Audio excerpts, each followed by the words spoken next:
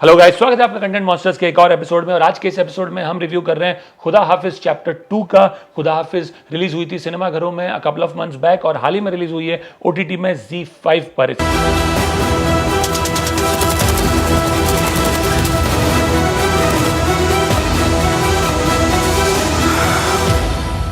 इसके मुख्य कलाकार हैं विद्युत जामवाल, शिवालिका ओबरॉय, शिबा चड्डा, दिव्येंदु भट्टाचार्य, रुखसा, राजेश तेलांग और दानिश हुसैन। खुदा हाफिज चैप्टर 1 जो है एंड हुई थी जब विद्युत जामवाल अपनी वाइफ को किसी भी तरह किडनैपर्स की चंगुल से बचा कर लाते हैं, उन्हें फंसा दिया जाता है और वो एक सेक्स रैकेट में इन्वॉल्व गैंगस्टर के हाथों में फंस जाती है। किसी तरह विद्युत जामवाल उसे बचा के इंडिया लाते हैं। एक स्ट्रॉन्ग इमोशनल कोर था उस फिल्म में और विद्युत का भी बहुत अच्छा परफॉर्मेंस था। वो फिल्म रिलीज हुई थी लॉकडाउन में और उसने बहुत ही अच्छा परफॉर्म किया था ओटीटी स्पेस पे। अब ये कहानी वहीं शुरू होती है जहां चैप्टर 1 खत्म हुई थी। शिवालिका ओबरॉय का जो कैरेक्टर है नरगिस, वो अब डिप्रेशन से गुजर रही है बिकॉज उसे नाइटमेयर्स आते रहते हैं उसी इंसिडेंट के, because of the fact that she was kidnapped and raped multiple times.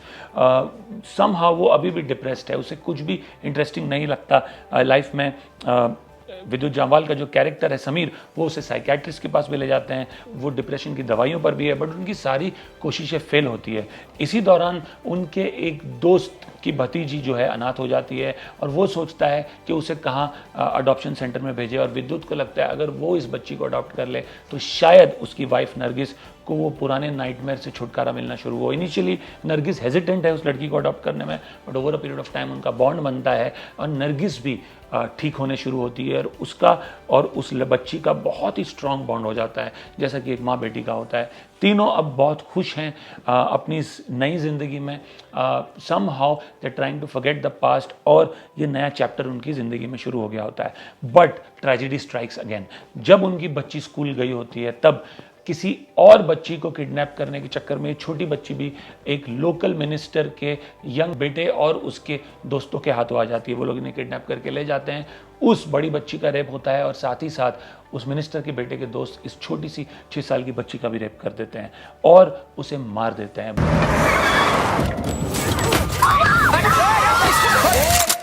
बड़ी वाली बच्ची किसी तरह बच जाती है और आईसीयू में होती है। छोटी बच्ची जो कि समीर और नरगिस की बेटी है वो मर जाती है। समीर अब पागलों की तरह अपनी बच्ची को ढूंढ रहा है and he is an absolute shock. उसके वर्स्ट नाइटमेयर्स सामने आ जाता है। He can not believe that he is going through the same nightmare again जो उसकी पत्नी के साथ हुआ। अब उसकी बेटी भी वही भुगत रही है। जब उसे पता चलता है कि किसने उस बड़ी बच्ची और उसकी बच्ची को किडनैप किया है, वो पागल हो जाता है, बौखला जाता है, पुलिस के साथ मुठभेड़ करता है, उसे जेल भेज दिया जाता है।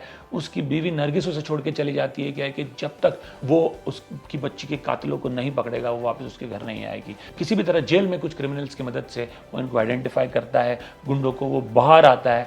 इससे अच्छा मौका ना हमें मिलेगा अब तुम्हें खुश जाओ।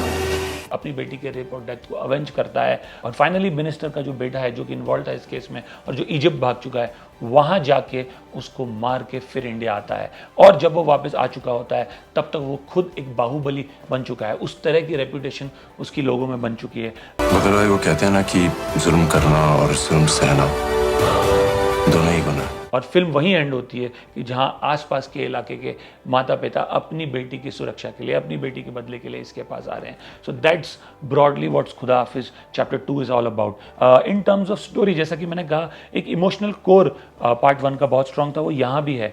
खास करके पहले 1 घंटे में कोई खास वायलेंस नहीं है। It's all about how the family comes together after tragedy. उस छोटी बच्ची जो इनके जीवन में आती है उससे इनका किस तरह से मनोबल बढ़ता है। That's what the first hour is all about. इस चैप्टर 2 के अगर मैं स्ट्रेंथ्स कहूँ तो again Vidyut Jammwal number 1, very very competent in his performance. His action scenes continue to be strong point and he is clearly trying to build a franchise out of this without a doubt. So I think विद्युत Jammwal definitely एक strength है इस film का। दूसरा, I think the support cast. Shiba Chadha है ठाकुर जी, जिसका पोता involve है इस रेप और मर्डर केस में and who plays the key negative shade, is done a brilliant job. वो जो दो लड़की है ओका ठीक से माने खत्म कर दो और अलग अलग फेंक दो। It's a different kind of role that Shiba Chadda is playing from the ones that she plays regularly, and she has aced a performance. Dibyendu as the Kasai, जो हर ऑर्डर मानता है ठाकुर जी का, उसने भी बहुत बढ़िया काम किया। Again these roles are something that Dibyendu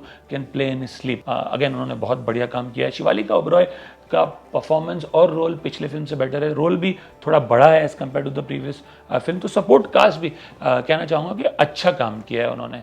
so these two are clearly the strength. 3 I think जो स्ट्रॉन्ग इमोशनल कोर है, बाप बेटी का जो रिश्ता है, माँ बेटी का जो रिश्ता है, वो continues to be there in this film also like it was in part 1, but that's where the good part ends. I think what doesn't work for this film is the violence is very very brutal, very very in your face. It's almost as if जानबूझ के इतना excessive violence रखा गया है, in your face रखा गया है so as to wake you out of your slumber, wake you out of your complacency.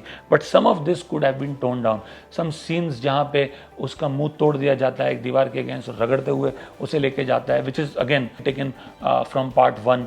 Whether it is metals, rods used to kill people, slit people's throats, बहुत ही excessively use किए गए।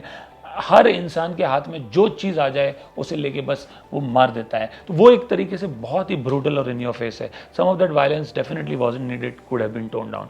दूसरी चीज़ I think her film में ये template होना कि एक फीमेल कैरेक्टर के साथ बहुत ज़्यादती हुई है and that gives the excuse to the male character to go on a violent spree. ये template can be avoided, it's almost getting repetitive. Female character in distress, उसके साथ गलत होता है, रेप होता है, मर्डर होता है, और फिर ये male character comes into his own और मार के सबको किस्सा खत्म करता है। I think that template is also getting a bit cliched, so that possibly needs to be revisited. तो वो टेम्पलेट ज़रूर इस फिल्म को लेट डाउन करता है। और तीसरा आई थिंक जो स्टोरी है is a bit old, I mean Fairlie old age the hills. I think कुछ नया हो सकता था इन टर्म्स ऑफ कहानी। एक तरीके से देखा जाए तो क्या है, एक रिवेंज ड्रामा है।